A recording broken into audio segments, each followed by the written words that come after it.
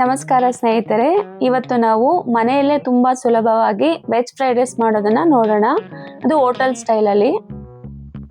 ಬಿಸಿ ಆಗಿರುವಂಥ ಪ್ಯಾನ್ಗೆ 1 table spoon ಎಣ್ಣೆ, ಅರ್ಧ ಟೇಬಲ್ ಸ್ಪೂನ್ ಶುಂಠಿ ಬೆಳ್ಳುಳ್ಳಿ ಪೇಸ್ಟ್ ಹಾಕಿ ಚೆನ್ನಾಗಿ ಮಿಕ್ಸ್ ಮಾಡಿ. ನಾನೀಗ ತಗೋತಿರೋಂಥ ಕ್ವಾಂಟಿಟಿ ಒಬ್ರಿಗಾಗಷ್ಟು ಅಷ್ಟೇ. ಇದಕ್ಕೆ ಬೇಕಾಗಿರೋಂಥ ವೆಜಿಟೇಬಲ್ಸು ಒಂದು 7-8 ಬೀನ್ಸು, ಅರ್ಧ ಕ್ಯಾರೆಟು, 1 ಹಸಿಮೆಣಸಿನ್ಕಾಯಿ, ಅರ್ಧ ಈರುಳ್ಳಿ, ಅರ್ಧ ಕ್ಯಾಪ್ಸಿಕಮು, ಸ್ವಲ್ಪ ಕ್ಯಾಬೇಜು. ಫಸ್ಟು ಈರುಳ್ಳಿ ಹಸಿಮೆಣಸಿನ್ಕಾಯಿ ಹಾಕಿ ಫ್ರೈ ಮಾಡಿ. ಅದು ಜಾಸ್ತಿ ಏನು ಫ್ರೈ ಆಗೋದು ಬೇಡ, ಸ್ವಲ್ಪ ಫ್ರೈ ಆದರೆ ಸಾಕು. ಈರುಳ್ಳಿ 1 ನಿಮಿಷ ಫ್ರೈ ಆದಮೇಲೆ ಮಿಕ್ಕಿರುವಂಥ ತರಕಾರಿಗಳು ಒಂದೊಂದೇ ತರಕಾರಿಗಳನ್ನೆಲ್ಲ ಹಾಕಿ ಚೆನ್ನಾಗಿ 1-2 ನಿಮಿಷ ಫ್ರೈ ಮಾಡಿಕೊಂಡ್ರೆ ಸಾಕು. ಲೋ ಫ್ಲೇಮಲ್ಲಿ ತಿರುಗಿಸ್ಕೊಳ್ಳಿ. ನಾನೀಗ ಮಾಡ್ತಾ ಇರೋದು ಒಬ್ರಿಗಾಗಷ್ಟು. ನಮಗೆ ಝೊಮ್ಯಾಟೋದಲ್ಲಿ ಒಂದು ಸಿಂಗಲ್ ಆರ್ಡ್ರ್ ಬಿದ್ದಿದೆ ವೆಜ್ ಫ್ರೈಡ್ ರೈಸು. ಅದಕ್ಕೋಸ್ಕರ ಇಷ್ಟು ಕ್ವಾಂಟಿಟಿ ತೊಗೊಂಡಿದ್ದೀನಿ. ನಿಮಗೆ ಬೇಕಾದರೆ ಇನ್ನೂ ಸ್ವಲ್ಪ ಜಾಸ್ತಿ ಕ್ವಾಂಟಿಟಿ ತೊಗೊಂಡು ಮಾಡ್ಕೋಬೋದು. ವೆಜಿಟೇಬಲ್ಸ್ ಎಲ್ಲ ಇನ್ನು ಸ್ವಲ್ಪ ಜಾಸ್ತಿ ಹಾಕ್ಕೊಳ್ಳಿ. ಇದಕ್ಕೆ ಸ್ವಲ್ಪ ಸಾಲ್ಟ್ ಹಾಕ್ಕೊಳ್ಳೋಣ. ನಾನು ಆಲ್ರೆಡಿ ರೈಸಿಗೆ ಸ್ವಲ್ಪ ಹಾಕಿದ್ದೀನಿ, ಅದಕ್ಕೋಸ್ಕರ ನಾನು ಸ್ವಲ್ಪ ಹಾಕ್ಕೊಂಡಿದ್ದೀನಿ. ತರಕಾರಿಗೆ ಎಷ್ಟು ಬೇಕಷ್ಟೇ.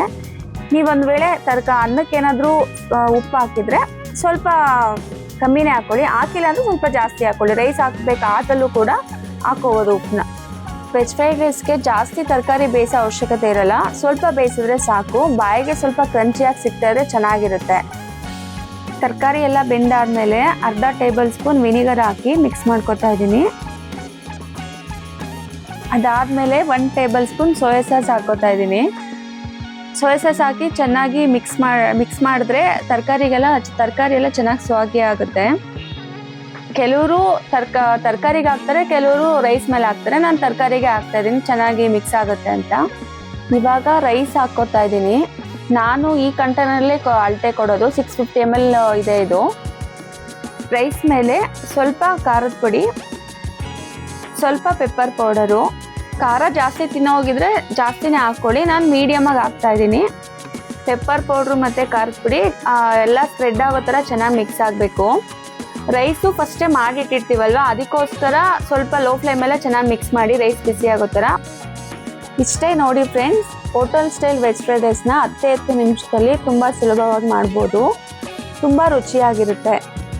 ನೀವು ಕೂಡ ಒಂದ್ಸಲ ಟ್ರೈ ಮಾಡಿ ಫ್ರೆಂಡ್ಸ್, ತುಂಬ ಈಸಿ.